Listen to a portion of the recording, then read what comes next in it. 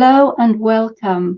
I'm starting a new series today on meditation because I think the days that we're living through, it's such a vital skill to have because so many people are feeling despondent and some are even in the depths of despair, not knowing quite which way to turn and what to do. And meditation is a key tool to enable us to really tap into our innate wisdom and strength, which will help to navigate us through these days, and not only to navigate through them, but even to thrive through them. So meditation is really a key skill.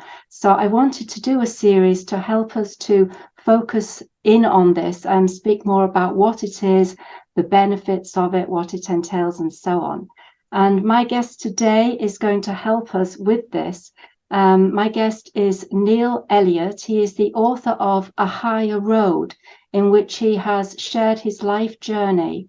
He too got to the stage of feeling quite despondent, in despair, even having suicidal tendencies. But something happened in his life. You might call it a spiritual awakening, a spiritually transformative experience that turned his life around, and we're going to learn about that today. And then we'll talk about his meditation practice, because I know that he now does this on a daily basis, so he will share what that means to him too, and help us all along this road. So welcome, Neil. It's a real pleasure to have you here today. Perhaps we could start off with you just giving us a little bit more of your background, maybe starting with some of your early life experiences that you share in your book that will just set the scene for our discussion to come. Yeah, thank you. Thank you, Kim. And it's a pleasure to be here today. So I'd love to do that. And the more people we can help, the sooner we'll bring this world into this new era of love and peace. And so, born in 1960, I give everybody context. Born in 1960, the youngest of 6 children. And back then, my parents were very frugal and didn't have credit cards or debt, things like that. So they saved up, delayed gratification was, just part of their growing up, especially growing up through the Depression. And when I was 5, my dad passed away. My mom had a university degree in home economics, but she was a stay-at-home mom. And so my dad passed away, no life insurance, and he died suddenly. And my mom had to find a job and go out and start working to look after, 6 kids and manage a household. And I don't remember my dad all that much, so I can't really speak to him other than through what my older siblings tell me, sisters and brother. But apparently, he was pretty jovial and stuff. But my parents were very much of children should be seen, not heard. Children, spare the rod, spoil the child, that kind of growing up. And as we'll talk about, we create our every experience and everything we draw to in our life through our thinking and our feelings. And of course, I didn't know this until, I was 58. But I adopted some beliefs and had the emotional imprint of those beliefs as well. And what I mean by that is when you adopt something as right or wrong, good or bad, true or false, and you feel an emotion with it, you imprint it in your subconscious mind. And so I adopt some beliefs at a very young age through a bunch of things. And I describe some of these in the book as examples of these things that I adopted. I adopted, my dad was a machinist, and he had this vat of, which I'll now call Varsol, being an adult. And really what it was this chemical that would dissolve grease and stuff off parts so he could do machine stuff. So he had a machine shop in the garage at home. But they were just open vats of this Varsol. And I remember when I was about 3, maybe 2, 3, 4 years old, my mother scared the bejesus out of me and said, don't ever go near there. Don't touch that. Don't play with that. Don't go near it. You will die. And that scared me. That imprinted that emotional thing. Now that created this bit of a chemical phobia in me. And so as I got older, I just started to adopt more fears associated with harmful chemicals. Chemicals that we use every day, but don't necessarily think about it. But I adopted these fears of these chemicals. And when you have these fears, you emotionally print this fear. You then, you create some anxieties associated with it, and then you end up creating phobias associated with it. And when you create a phobia associated with it, then what you start to avoid. And so this starts to change and adjust your behaviors. But it wasn't only those kinds of things. My mother, obviously, after my dad died with 6 kids, my oldest sister is 12 years older than me. She, was obviously I can look back now and go, she was under a lot of stress, obviously. She was trying to keep the household together, make sure she's looking after all the kids and earn all the money, do all the shopping, everything associated with that. And she was prone to control through what we would call violence today, spare the rod, spoil the child. She would go into rages, and she'd be very angry as she's trying to control her children and look after this brood. And so I was a fairly sensitive child, and I ended up, kind of imprinting in myself that, unless I was good and did something nice, I wasn't really worth it. I wouldn't be loved. I wouldn't experience love. Yeah, that was very tough for your mother, wasn't it, to have all those children and have to do everything on her own. So I could see that it was probably quite overwhelming for her, which led her to behave in these ways, I guess. Yeah, very stressful. I think, this is 1965. And, in 1965, she went out, she got a teaching position, she, taught in a high school. And, so the flip side of that is my mom was, we didn't grow up. We were frugal. She was frugal. We didn't grow up with lack, though. We had presents, we had food, we were looked after. But, bottom line is, and I describe all this in my book, I adopted a bunch of beliefs that then started to dictate, kind of my life, my thinking. This is right. This is wrong. This is good. This is bad. And I reinforced those beliefs as I got older and older. And ended up, I got an engineering degree and became a professional engineer. And I have an MBA, and I've worked in the corporate world for, 34 years. And, but I was always chasing things, I didn't have this inner guidance. I didn't trust this, whatever inner guidance I had. And so I ended up slowly from, 2002, I left employment, gainful employment, and I went into consulting. And as I navigated that world, I, always trying to please the client, always putting the best foot forward. Even if I didn't necessarily agree with what the client was doing, I would try and steer them to what I thought might be the right thing to do, and always trying to do the best for the client, plus ensure I was kind of on whatever moral path that I thought I should be following. But all of it was intellectual. So do you think during those days you were so busy with work and clients and so on that you felt you really didn't have time to tune into any inner guidance, even if you knew it was there or you suspected it was there, but you were just like, just chasing your tail every day, as it were? Absolutely. And I didn't know I had that inner guidance. I know other people talked about it, but I didn't, I just didn't feel it at all. Mm-hmm. And so to me, it was all an intellectual exercise, and logic. And so slowly what happened is, you adopt these behaviors. I got in this situation of working a lot. Like you said, when you're a consultant, if you're not working, you take vacation or you're sick or anything else, you don't get paid. You only get paid when you work. So, life became about work, work, work. And over this period from 2002 to 2015, I really, unbeknownst to me, I slowly drove myself into this really deep and dark, despondent depression. And I would not have even called it that. I would have just said, I was done. I was fed up. I wasn't happy. I travel on my wife, second marriage. First marriage was a bit of a disaster. Second marriage is fantastic. And when we traveled, it was, fantastic and have a lot of fun. But when I got back to day-to-day life and work, I was miserable.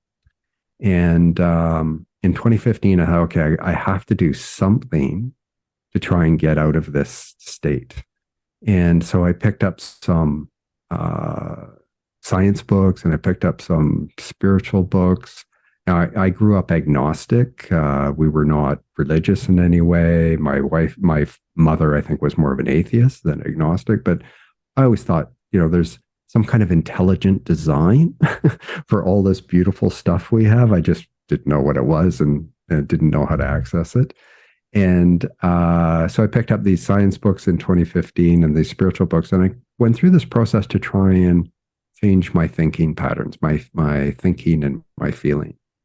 And I spent a couple of years on it and it didn't work.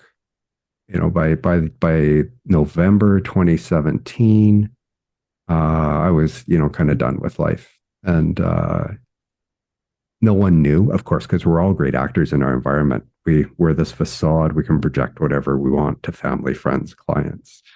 And so my wife didn't know, my kids didn't know. And I sat down where our house had sold after being on the market for 5 years. My wife got on a plane to go to Toronto, Ontario, Canada, visit family and friends. I sat down at this little in this little one-bedroom rental apartment. I sat down at the kitchen table and I planned out my suicide and crafted my suicide note. And I was planning it out for about 3 months to ensure we could move. I'd get rid of all the stuff I accumulated that I'd never used and stuffed up attics and stuff. Try and take the burden off my wife from having to do that.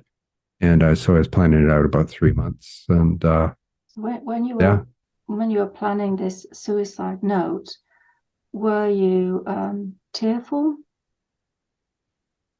How did you feel? Well, I was just done with it. I could not imagine. I was so miserable. I just could not see any way to any joy or peace or happiness in my life. I just thought it was just going to be this endless slog of misery until I died. You just literally could not see a way forward other than that. It was only this negative view of the future looming ahead. Yeah.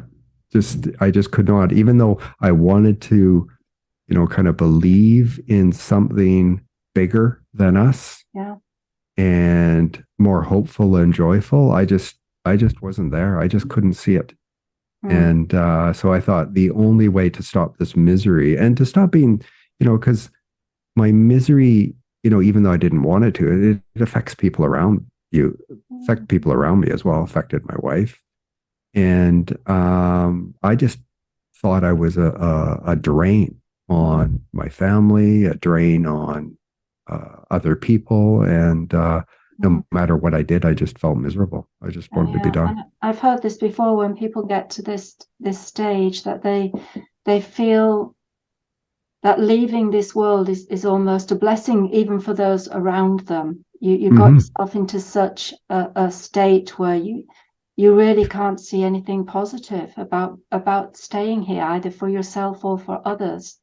Even though, other people around you, if you had a conversation with someone at that time, they would have probably said, "Oh, but your wife needs you, and you're I know grown-up children, but they'll need you, But you couldn't yourself accept that at that time because you just got yourself into such despair. Yeah, no, I actually, and you said it earlier there, I thought everybody'd be better off without me.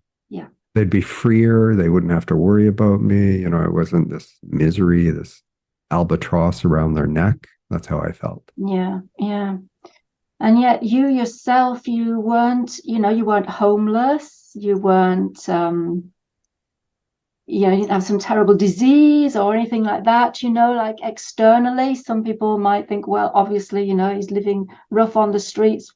You can understand him reaching that state. But as you say, we wear a facade quite often, and what's going on inside might not always be what the outer visage shows, or even what our environment might portray of us. So in those situations, it's harder to detect when someone's feeling this low.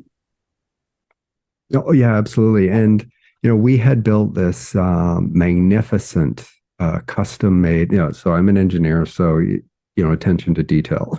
So we built this, magnificently well-designed waterfront home, which was about 280 feet off the water. It had this magnificent view. And it was, in the middle of, it was on the Sunshine Coast. We had black bears come and visit us. We had deer come every day, bald eagles, turkey vultures, like all this wildlife, which, well, and, it was this financial millstone that, kept me slogging and working hours and hours and hours to maintain the debt. But it was, at the same time, the most peaceful and joyful and beautiful piece of life because of all of this wildlife that would come and visit us. And we had this black bear. We called her Elsie. Mm-hmm. And she had this root. Black bears, female black bears have this root that they do.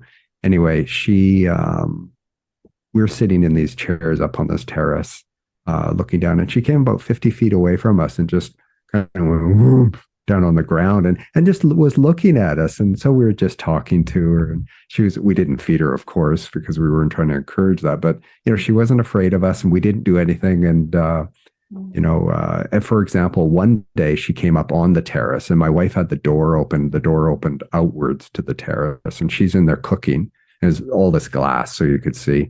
And she's walking up because she probably smelled the barbecue and was curious about what was there. Anyway, my wife's just like, oh, no, no, no, no, no, Elsie. And she's running to the door to shut the door. But as soon as she heard my wife say, no, no, no, she kind of perked up and looked and then turned around and just, casually walked off the terrace. Amazing. But it was so beautiful to have these, wildlife just come every day and visit us. It was amazing. So lovely. Yes.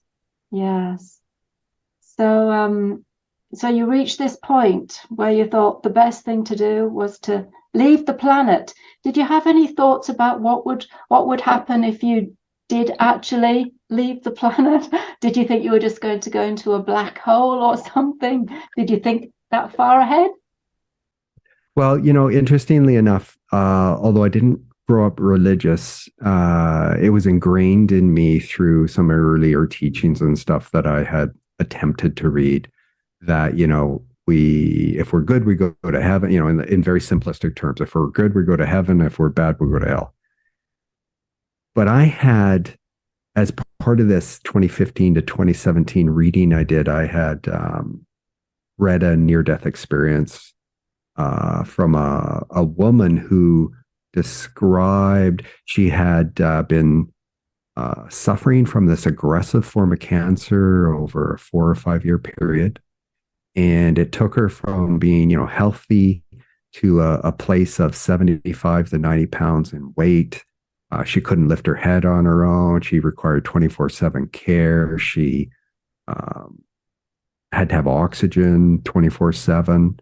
And she fell into this coma. And they rushed her to the hospital. The admitting physicians told her husband that she wouldn't make it through the night. Her organs were shutting down. She was just in this really bad state. And she described what happened. She was in this coma for about 24 hours.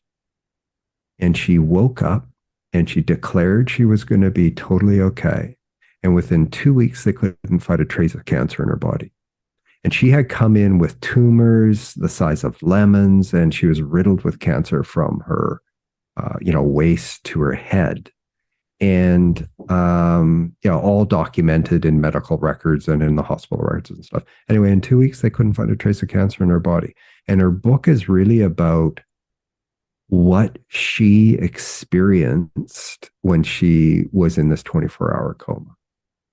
And after I read that her account of that gave me, internally, I took it as, kind of permission to end my life. I wasn't going to be judged for it.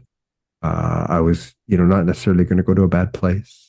And everything was, beautiful. No matter what we do, we're not judged, and we go to this beautiful place. So it got me out of this mindset. So I was looking for anything to hang on to, kind of enable me to pull the trigger, as it will. So, So I went from previously thinking I can't commit suicide because I'll go to hell to no, that's not necessarily true. Okay. Yeah. Interesting. What book was that you read? Dying to Be Me by Anita Morjani. Okay. Mm-hmm. Yeah, I think that's quite well known. Definitely, Anita's story is quite well known, but I don't know if everyone has necessarily read the book. But it sounds like it goes into depth of, like you say, what happened during her coma time. Yeah, absolutely. And she, we don't have a human language to describe what's beyond what we think is our physical reality. And we can talk a little bit about that, but I can tell you it's more than you could ever imagine. Mm-hmm. From personal experience during meditation. Yeah, we'll definitely get I can tell you that it's more than you ever imagine. And she does a pretty good job of describing, in language that she uses about, the kinds of things that you can expect when you cross over. Yeah. Okay, good. All right. So, well, you're still here with us, so you obviously didn't pass over to the other side. Yeah. What was it that made you change your mind? Well, about a week prior to sitting down at that table and crafting the suicide note, I had read a book by Wayne Dyer, and he was talking about the I Am discourses. And I was doing a search to see if I could find a copy of the I Am discourses to read. And I couldn't find it. But what came up for me is some material that, a year or two later I would have run from. But it was material that, it promised to liberate me from my thinking if I studied it and followed it. And so I thought, I'll give it a go. If it doesn't work, I can always pull the trigger. And if it does work, then great. Mm-hmm. And so, so this came by a Google search, was it? Did you say? Yeah, I did a Google search, and I was searching for I Am discourses, but this seeming to me unrelated material showed up.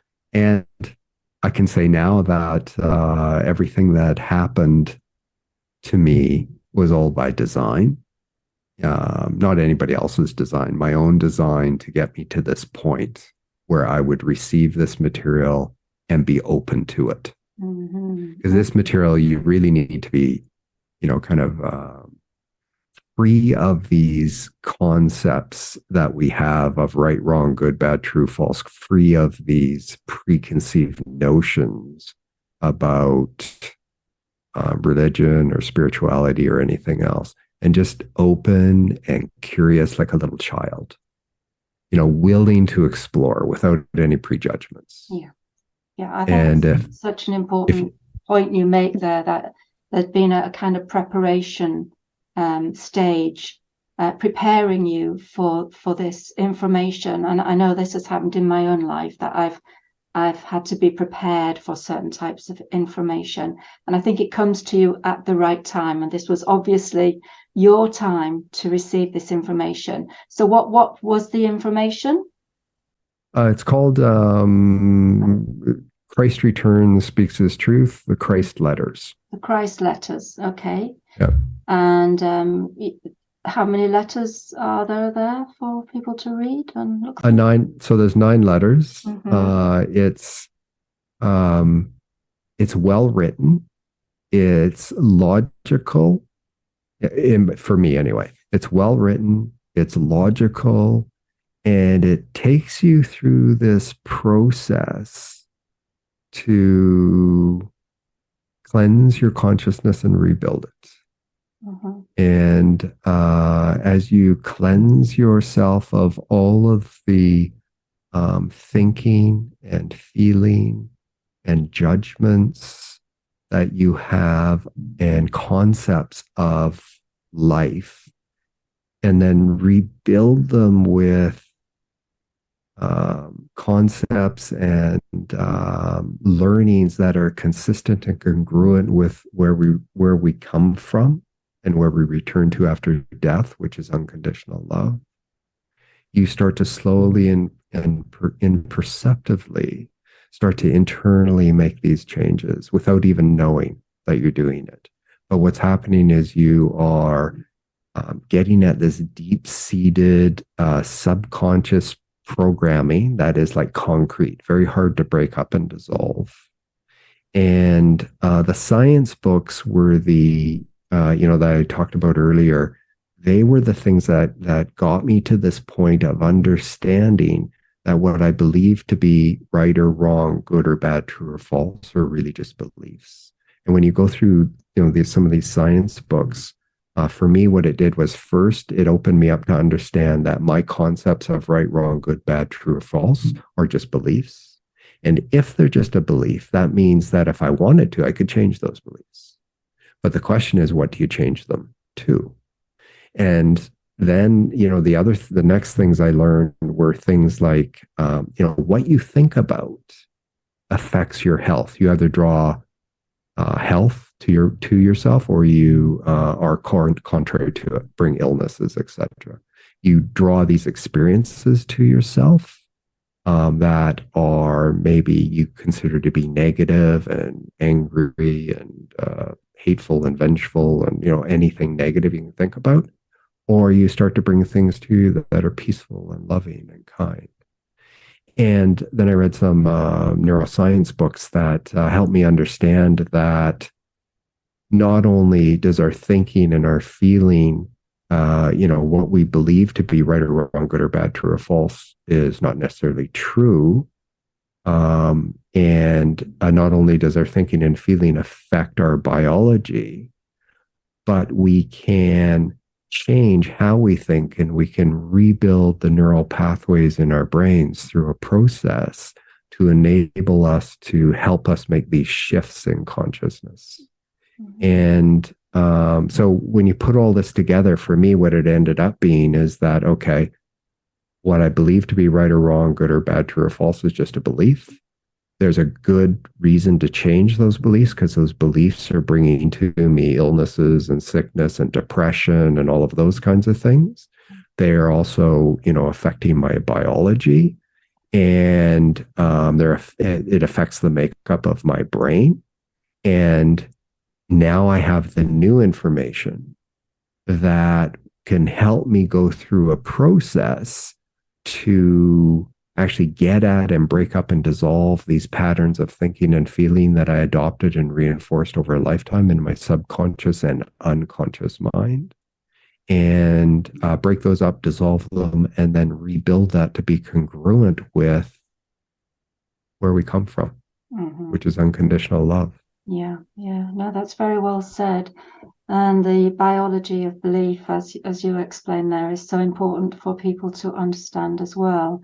Obviously, I also follow the Christ Letters, and I understand that this is really a wonderful merging of science and spirituality there. So for someone with a logical mind, as you have, then this just puts it over so well. It's something that you can really grasp onto, and it explains why we should be have forgiveness in our hearts, and why we should do this, and the science behind what's actually going on when we do encompass these feelings of gratitude and so on within ourselves, sort of in the spiritual and scientific realm, what is occurring that's not only benefiting us but others and the collective. So yeah, the Christ letters I would highly recommend to anybody to look into them, and I will give the link to those in the description below. And I do run a Facebook group that you can join if you want to sort of receive some daily quotes to kind of give you an introduction to what's involved there, but well worth looking into. Okay, so it was this material specifically that really changed your mind, and did you come to a day when you thought, okay, so I'm going to put that plan to commit suicide to one side now, and I'm now going to follow this path? Or was it sort of a gradual thing? No, it was I was looking for any glimmer of hope, last ditch effort to give it a go. So I sat down, these material had come to me about a week prior. I started to read it. But I kept on my path of planning my suicide, crafting this letter. And I thought, okay, I will give this 3 months. So I'll start this material, I'll give it 3 months. If there's no discernible changes, then I'll continue on. If there is, then I'll just keep pushing it out. Okay. So again, following your logical mindset there, you'll give it a certain amount of time and see what happens, then reevaluate. Yeah, very much in keeping with how you are there. So what happened after the 3-month period of time? What changes did you notice that made you decide, yeah, I'll carry on with this? Most of the changes were at that point. There was nothing that I was actually aware of physically feeling different, but because the practice I developed to how I went through these, I had cycled through them a number of times in a repeated fashion. And because they were so logical and rational, it's something that I could get my head around, that helped me understand why we're here, what we're doing, and that this isn't really our reality. This is just, the ego, this existence is really just a tool for our soul to learn the lessons that it wants to learn while it's here. And our reality is beyond this body. And so, it got me to a place where I think intellectually I could understand, and because it was building faith, if you will, as I was going through, cycling through and learning this, I thought, okay, I'm going to keep going with this, and I'll give it a year and see what happens. And so that's, at the 3 months, that's what it was. So I pushed out the date and just kept with the process. Yeah. Okay. Yeah. That's great. And obviously throughout that time, it was becoming more ingrained in you, and as you were learning more, and not only just taking on as head knowledge, but putting it into practice in your life as well. Because Absolutely. You got to such a point of despair that, you were willing to give this a try, weren't you? Yes. Yep. Yeah, absolutely. right. Yeah, and it seems to be the case for many people that they have to come to that point in their lives where, nothing else is doing anything for them, and then they're willing then to open up their minds and look in a new direction, and you'd reach that point there. Yeah. Okay. So that's great. So you could really describe that as some kind of a spiritual awakening that you had, because you now became aware, as you just said, of us being much more than our physical selves, but the soul that we are. This came much more to the forefront of your thinking. You may have had that in the background before, but now it was like, more of a reality to you. it sounds like. Yeah, and I don't know what the point is that you call as a spiritual awakening, like people call that. Mm, Um, I would say that I was more aware, and to me, the spiritual awakening really happened at the end of that year, 2018. So, I started this process in late November 2017 or mid-November 2017. And I think the realization and the understanding and what I would call the awakening aspect happened for me at the end of December. But again, this is just on the context of what somebody determines the point of awakening is. Like what's the language used around awakening? It mm, could be awake and aware and bigger of something else, mm. but to me it was when I experienced it. And that It came was after the year. that came at well, it happened gradually and slowly, and I could feel it. I can describe a little bit about what that was, but really it was the end of December 2018 is when I knew that what I knew was absolutely right, and that it was our truth, and that if you follow this process, you come back to your truth. And how did you And when know you that? come, so at the end of December 2018, I had these two meditations, and they were 2 days apart. And as you go through this process, you learn to enter the silence and stillness of your mind. And over time, it happens slowly, and you're not going to notice this to begin with, but I know we can talk about how long this took, but you start to enter these higher vibrational frequencies of consciousness. And so I went into this meditation near the end of December, and I immediately went into this high vibrational frequency of consciousness. And then all of a sudden, what happened was the spiritual energy floated in through the crown of my head. And then it filled my body. And then it just enveloped me like I was a deep sea diver in the ocean, suspended in the water. And I was just enveloped by unconditional love. I didn't care what anybody had done to me in the past. I didn't care what aches and pains my body had, what illnesses it had. Didn't care what I had done. I cared about nothing that was physical. It was just this experience of unconditional love, of completely supported, of completely loved, of non-judged for anything I had done. And it was just the most incredible and beautiful and blissful and harmonious. Like, I don't have the language. It was just so amazing. Yeah. I just wanted to stay there forever. Yeah. I came out of that meditation, and 2 days later, I had the exact same meditation.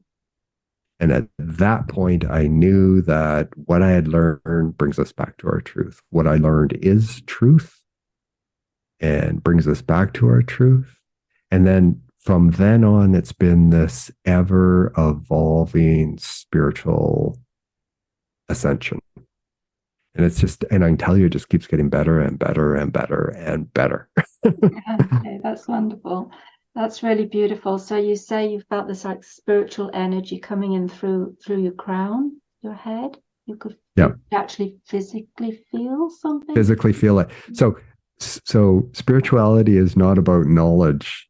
You need some, because our human mind needs some concepts to grab onto under their like shadow consciousness form, some concepts to understand, grab. But spirituality is really around feeling. And you will feel this energy. When you get to this point, you will start to feel the energy. And when you feel it, and it's soft and it's subtle and it's beautiful, and sometimes it's very strong, but it can be so soft and loving and gentle. It's hard to describe. It's like being caressed. Every cell in your body is being caressed, Yeah. gently, lovingly, Yeah. carefully. Yeah. That's really beautiful. Thanks for sharing that. So meditation then, we've brought that into the conversation, which is so important.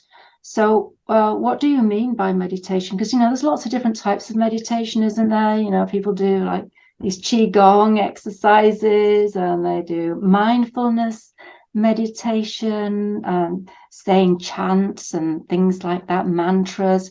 There's all different styles of meditation available. But what do you mean by meditation? What is your meditation practice? So, and there are many, many types of meditations. So when you go through this process, you will learn that our creator, the universal God, whatever you want to call it, Yahweh, the Tao, is in silence and stillness and equilibrium. And it emits to us unconditional love unstintingly, 24/7. We cannot feel it in human form until we start to raise our vibrational frequency of our consciousness to allow it to enter into us and to make itself known to us.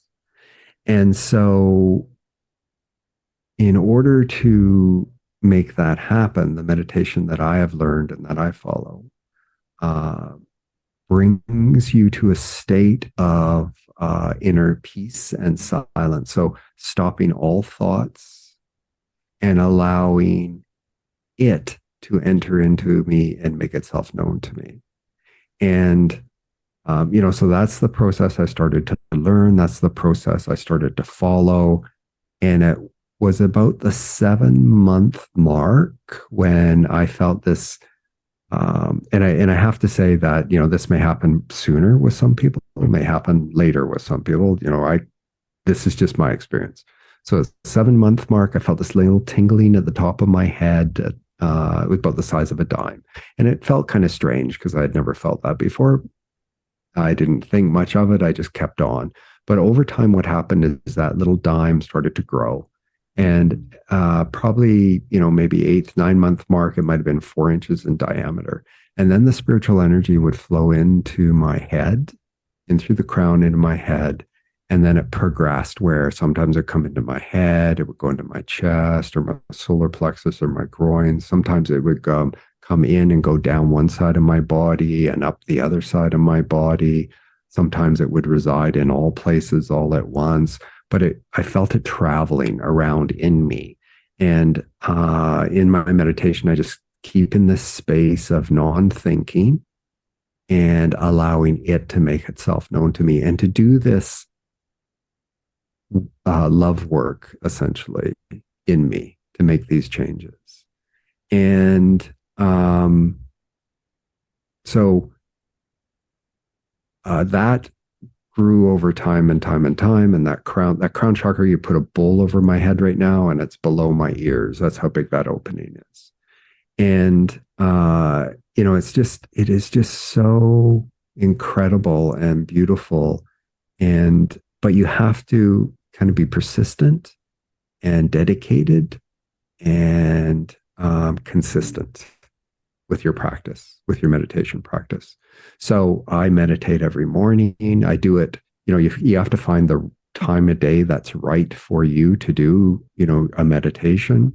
I like to do it first thing in the morning before my mind is flooded with the, task list of the day. And I'm not thinking, and I get up after. So my ritual is I get up in the morning, I go to the washroom, I have some water, for hydration purposes. I take a cup of coffee. I sat in a recliner, this one behind me, for example, and got myself into a totally comfortable position. I listened to some material for, 15, 20 minutes while I'm enjoying my coffee. And then I get into meditation. And initially I started about 20 minutes. And you can start with whatever you want, 5, 10 minutes a day and grow it to whatever you want. But I started with about 20 minutes. And then that slowly grew over time. Consistently, I meditate, minimum is an hour, but typically it's 90 minutes to 2 hours. And sometimes I've had 3-hour meditations. And get up early and I do it before anybody else is up. And I did it before work. And that way it's quiet. I'm on my own. No one's bothering me. My wife knows not to interrupt, and she respects that. And I just get in this process of stopping all my thoughts and allowing the universal to make its presence known to me, and then to do whatever it's going to do. Yeah. So stopping your thoughts, that's the big thing, isn't it? Because I think scientists say that we have about 60,000 thoughts a day or something like that. And a lot of them are negative as well. So it's really hard to go from having thought after thought after thought to suddenly stopping them. I get fully in tune with what I was learning. And I spent 2 years, maybe even 3 years, not really varying from the letters. Okay. And just cycled through them. All right. And so you find that that's therefore it's, I guess it's switching off the everyday thoughts, like I've got to do this and I've got this job to do at this time and that job to do at that time. So you're getting yourself more into, you're focusing more on spirituality in your mind, aren't you? Yes. Yeah. So I'm taking the material that is helping me. Yeah. Yeah. Taking the material that is helping me to learn the knowledge I need to learn to get me in that headspace. Okay. Okay. And then when you've stopped listening to the letters, you're finding that your mind is calmer. So I stopped listening to the letters. I put in soft foam earplugs to block out any noises. I get into a completely relaxed position with my feet up, my head, everything fully supported so that I'm not engaging any muscles in my body. Have a blanket I use to ensure I stay warm because now I'm going to be in a still position. Yeah. And then, sometimes it's hard to stop the thoughts. So this is, you'll have some days that are better than others. But, generally my thoughts stop fairly quickly. And then I just repeat Father, Mother, Life or Divine Life every time a thought came up. Okay. And got to this place where I've trained myself to focus on the silence and the stillness. And then, like I said, there's some days where, there's other things that are going on. So it's, kind of bothering me and, it doesn't go as well. But I am to the point now after, that was 2018. So 2018 to learn this. And then it's 2023. So I'm in about my 5th year. Mm-hmm. And,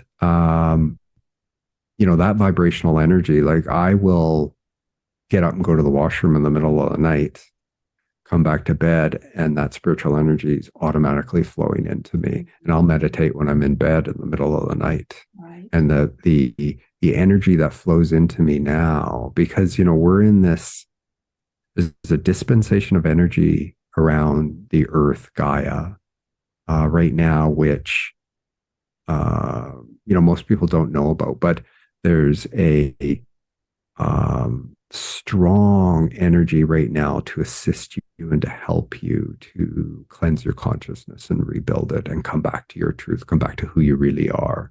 Okay. You are here to be the living example of Christ consciousness, to embody the divine, to be that open and purified channel to bring love and peace and joy to the world, and to be part of this movement to shift the consciousness of this planet to a higher vibrational frequency where everybody will be well fed, everybody will be well clothed, everybody will be uplifted in spirit and will manifest divine consciousness in every way, every day. Yeah.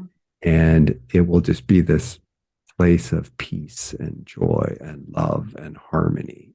Mm-hmm. And, you're here to do that, whether you understand it or not.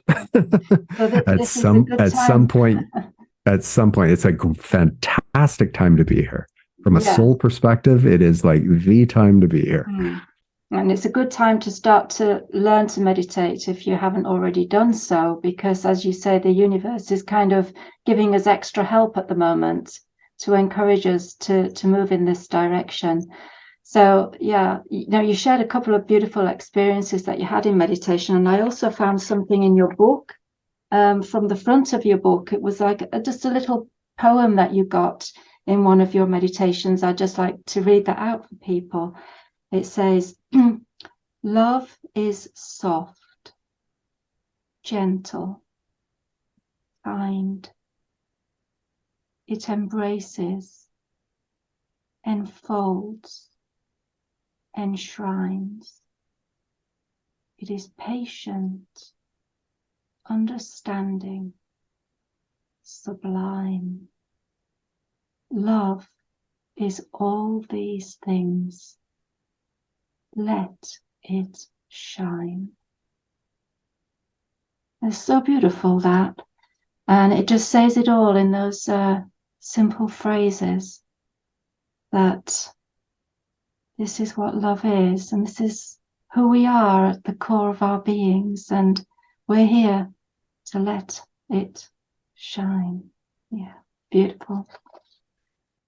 Okay. Yeah, and that's not me. That came in meditation. Yeah, in meditation. Yeah, I said that. Yeah. So were there words that just gently came into your mind? How did that arise? Yeah, it's well, and so in 2019, I started to get messages. So I get messages in my meditation, directions, suggestions, so I'll give you another example of that. So yeah, that poem came to me just in meditation. And I was told to write it down. So I started meditation one day.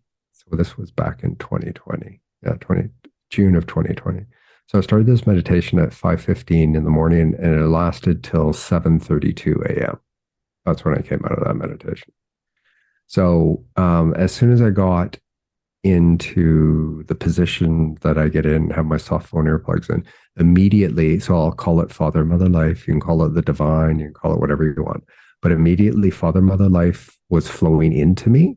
And I said thanks. And I had my little ritual of prayer before I say. So I did that quickly, even though I probably didn't need to, but it was just part of this process.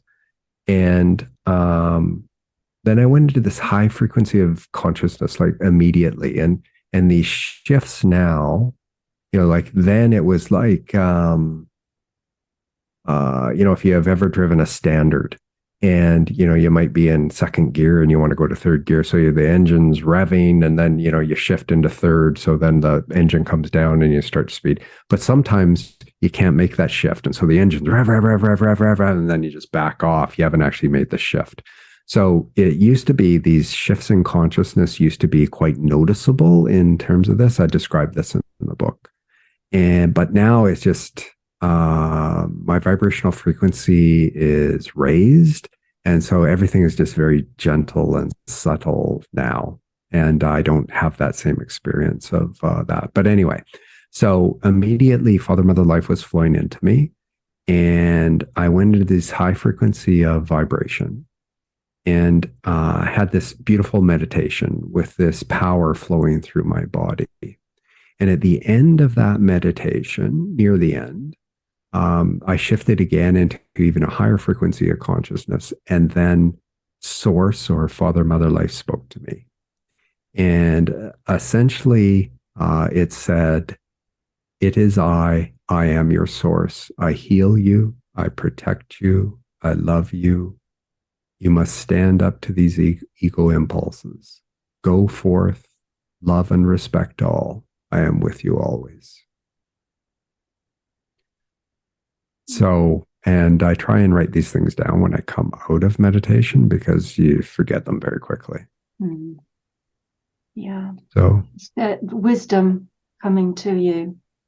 You're opening the door to wisdom during your meditations.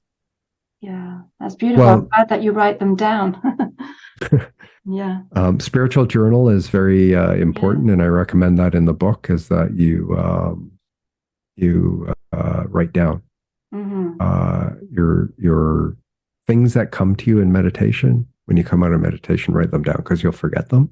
Yeah. But I went back before this conversation today. I went back and looked at this electronic journal that I have that I haven't done for a few months now. But I've read some stuff right at the end here that I thought, oh, I was told to do this last August, and I'm just doing it now. I should have looked at it and done it sooner. Yeah. But we have free will. You can choose whatever you want. So you will get messages. So you may get messages that suggest you go one path, but you have free will to make that choice. You don't have to do it. Mm. But I can tell you, if you can open yourself up to take the direction and follow the path that you're given when you're given it, your life will blossom and bloom so much quicker and so much sooner than you've ever expected. Yeah, yeah, absolutely. And I know in your book you've given a kind of a 7-step process to help people to make this shift in consciousness. Obviously, we won't go into all of the steps that you provide there, but I will obviously give a link for people to your book so that they can read it for themselves. And step 6 is meditation. So it's obviously, you see this as a crucial step along the journey. And certainly for you, it's opened up your consciousness quite substantially by incorporating meditation into your daily practice, a day by day thing. As you say, you've got to be consistent with it and let it become just a part of your regular routine. So for people who are just starting off with meditation, who are finding it hard to go from being, running around from the minute you get up to the minute you go to bed, to suddenly trying to find space in the day to relax enough, to come down enough, to be able to silence your thoughts and attune to this deeper consciousness. What would you say to someone just starting out on this process? Somebody who says, yes, this is what I want to do. I want to give this a try. What would you suggest they do? So I've outlined this in my book. So, and you're right, so my book, I provide 7 steps. But I also give context for that foundation that was being laid. And I have this whole part on consciousness and what consciousness really is. And then, so I recommend you read A Higher Road cover to cover, understand the process in its entirety, then make your own choice. You're going to do it or you're not, entirely up to you. No right, no wrong, no good, no bad, no harm, no foul. It's entirely up to you. But I can tell you that you can't shop it out. You can't hire somebody else to do this work. Life is an inward journey and only you can do it. You have to do it yourself. So when you decide to do this, there's a few, I would say, precursors that help me. One is that you need to understand what you feed your mind is what you think about. So an example, I used to, watch violent movies, like James Bond or, whatever else, Liam Neeson, any kinds of Mission Impossible, those kinds of things. And, violent, denigrating, vengeful, revenge, those kinds of things. And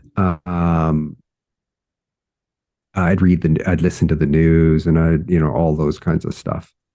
Which is all the horror stories about, what's going on around us, right? And I would wake up in the middle of the night. So if I had watched a horror, not a horror movie, but a drama or a violent movie, I'd wake up in the middle of the night and I would be thinking about that movie. Or I'd be thinking about some murder mystery I was reading. Or I'd be thinking about client stuff and, what happened to me the day before and some negative experience and replaying it in my mind. And so if you have that example, and then if I woke up in the middle of the night and I wasn't thinking about any of those things, I'd just make stuff up to worry about and think about. And so I can tell you now I sleep like a baby. And it was after that first year, I sleep like a baby. And what you feed your mind is what you think about. And so if you start paying attention to the conversations you have, newspapers you read, TV you watch, movies you watch, books you read, this will give you a theme of the kinds of things that you're thinking about. And so I stopped all of that. The only TV I watch, streaming, not TV necessarily, but is something that's loving and kind, gentle, uplifting. I don't watch anything else. If I watch anything at all, that's all something with a bit of humor maybe, but nothing denigrating, nothing vengeful, nothing hateful, nothing with violence. Don't watch any of that. I watch very little TV. I don't read the newspapers. I don't pay attention to the news. I don't feed my mind with any of that stuff that is negative and destructive and horror stories. So that's first thing. Second thing I did is in 2017, and it was part of this process for me to take this inward journey because visually I can get distracted, engineer, shiny object. Ooh, there's that. And then another shiny, ooh, there's that over there, like get really easily distracted. So I developed this dry eye condition that prevented me from staring at screens and staring at TV and reading books. Like it was very severe. And a friend of mine said to me, "Oh, it's because you need to take this inward journey." And that's exactly what it was. And so I had to learn, and I could never do this before, but I had to learn to listen to books via audio. And it's different than listening to a mystery book, or an entertainment book. If you're listening to learn something through one of these science books or Dying to Be Me or, these other material that I suggest people look at, you actually have to not be doing the dishes, not be driving, not be going for a walk while you're listening. You need to sit as if you're going to read a paperback book in your chair and focus on the book. So what I did is I closed my eyes, I'd sit, I'd put on headphones and I'd listen to the book. And I might have to replay stuff to get it. But unknowingly to me, what I was doing is I was training my mind to be able to really focus and pay attention to what I was doing. That process on its own, I believe, helped me get to this place where I could stop all my thoughts.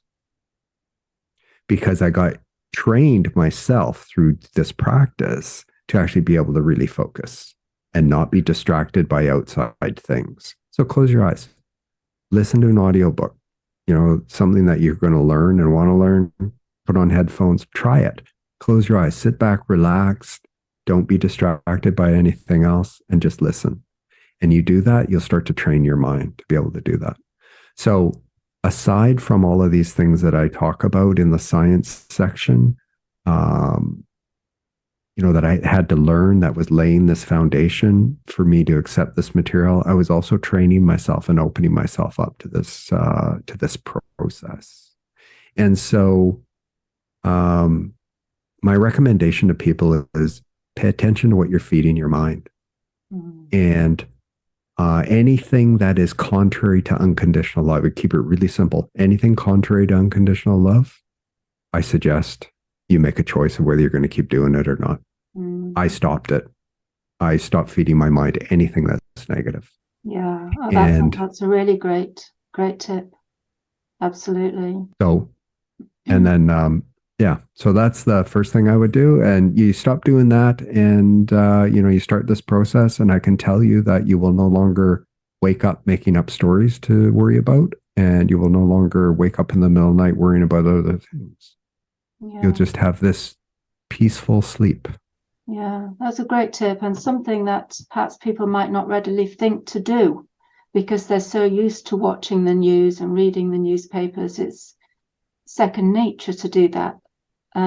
So yeah, that's great to bring that to people's attention, because obviously what you're feeding your mind is definitely going to have an effect on your body. Your general health will suffer as a result of lots of negativity. So yeah, that's a great tip. So So if I can just add one thing. So, I've come to understand that, like I used to think everything I thought was in my brain, and it's something I had either learned or experienced, um, or saw, or, anyway, now I see it more as consciousness is not only in my brain, but it's in my entire body. As a matter of fact, it's all around us. And I see thoughts as more like this stream that goes by my awareness, and I pick thoughts out. So I'll pick out a thought. If it's consistent to my patterns of thinking and feeling, I'll keep it. I'll think about it. If it's inconsistent, I just throw it back. So I started to change what I thought about, which helped me then choose thoughts which are loving and kind and considerate and peaceful. And stop picking all those other thoughts, because I'm no longer influencing my mind with all this other stuff, which is meant to distract us and meant to keep us locked into this experience that we're currently having. It's actually a bit of mind control, and we don't even know we're experiencing it. No, that's right. Being more selective about the thoughts that you will accept and give attention to. Yeah. That's another good tip. Yeah. So we've spoken about some of your meditative experiences, but let's bring this down right to a practical level. You, like me, like everybody, we have stresses in our lives and things happen because this is life on this planet. Things happen that get us frustrated, make us a little bit angry or sad or whatever. Has meditation actually helped you to cope in a different way to these kinds of things? Do you find yourself responding in a better way these days? So I would say that the spiritual journey requires you to meditate. And if you can follow the practice that I follow, you don't have to. You can follow whatever meditation practice you want. But if you follow the practice that I follow, it will help you accelerate your spiritual awakening and then your ascension process. And the meditation on its own has a bunch of benefits. But really, I think the big difference is when you combine the meditation with the learnings and the reconstruction of your cleansing your consciousness and rebuilding it to be congruent with unconditional love and all of the things that are associated with unconditional love. And you'll learn what those are as you go through this process. Then what happens is you view the world differently. So our thoughts are merely, our experiences in life is merely a reflection of our thinking. I'll give you an example of what I mean by that. So during this pandemic, I'm going to keep my eyes closed here for a couple of minutes, but during this pandemic, there were two women that were walking down the street here in this old historic building down the end of the street. And as they approached, there's no one else on the street, but as they approached the end of this building, you had to walk up these large stairs to enter into the second floor. And as I approached the base of this building, or these stairs, this elderly woman came out of the second level, and she was gesticulating wildly, and she was quite angry. And she stared down at them, and she pointed at them and said, "Stare if you will. I don't care what you think." And she had quite the language, and she was really angry. One of the women at the base of the stairs stepped back and go, "Oh my God, this woman's dangerous. I need to phone the police." So she stepped back, she pulled out her cell phone, she dialed 911. The other woman thought to herself, "Oh, I wonder if this woman's okay. I wonder if she needs help." So what she did is she reached out to that woman and said, "Are you okay? Do you need help?" And as soon as the woman on the top of the stairs heard that, she calmed right down. She told her story. She explained what happened and why she was in the state she was in. The only difference between those two people are the beliefs that they adopted as right, wrong, good, bad, true, and false as children that they've reinforced over a lifetime. It's become their pattern of thinking and feeling. that has changed the same experience for both of them, quite different reactions. And so as you go through this process to cleanse your consciousness and rebuild it, you these reflections you see in the world become things that you observe, and one doesn't react to them negatively at all. You look at them and you understand that, oh, this is all about that person, and you are in this place of wanting to embrace them with unconditional love, and you have the language associated with that. And sometimes you might just listen, and that's all done silently. But I don't react to people like I used to. I don't judge them. I don't react in negative ways. Now, that doesn't mean that sometimes I, say with my spouse, who I interact with a lot, there's times where I might get frustrated and then, my ego's jumped in and I'm defending myself, but I can recognize very quickly that, oh, hang on a sec. This is just my ego. This is this tool to create these experiences that we magnetize to us, that we create to bring to us these lessons that we want to learn.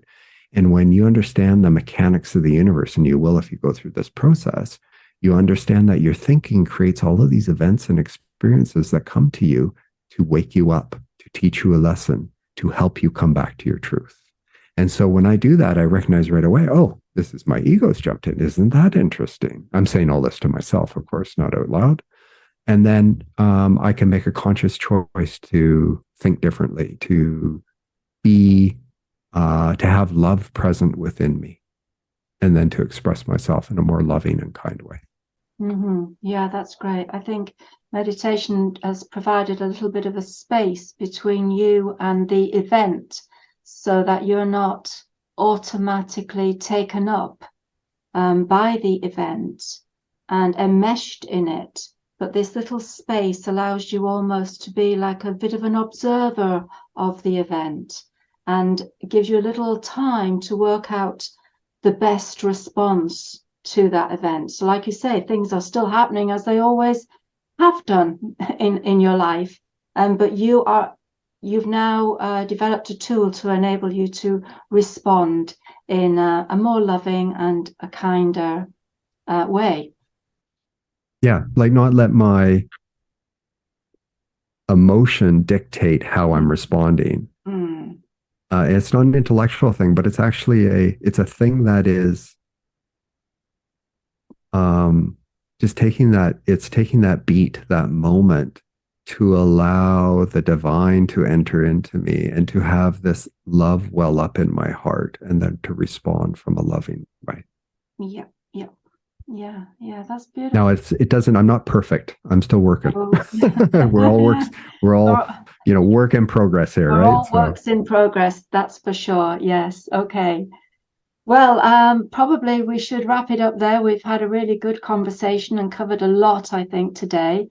Is there any final thought you'd like to, leave us with, or do you feel we've covered everything? I think the thing is that if you are unhappy with your life in any way, shape, or form, then I can tell you there's a way out. You just need to know how. You need to learn some new knowledge, and then you need to put it into practice by being consistent and persistent with it.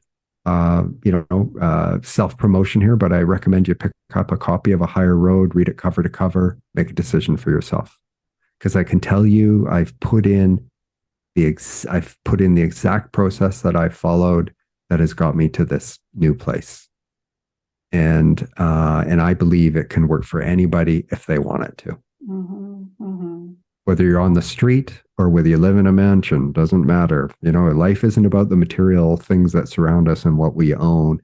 It's about who we are and what we feel. Mm-hmm. Yeah.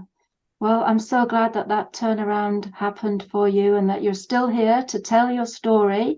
And I'm sure that it's going to benefit so many people, because you're certainly not alone in having those thoughts and feelings that you had before, and feeling like there was no way forwards.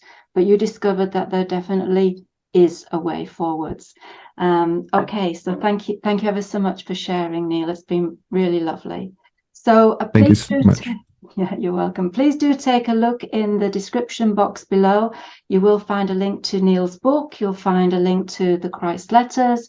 And I'll also put a link to my website where I've got some further help with meditation, some a free group that I offer each week, and also some one-on-one sessions that you can do with me if you need a little bit of help just to tide you over, to get you going with this, or if you feel you've reached some kind of impasse with your meditative practice and just need some a little bit of guidance. So I'll put all those links in the description for you to check out later. So thank you so much, everyone, for being here today.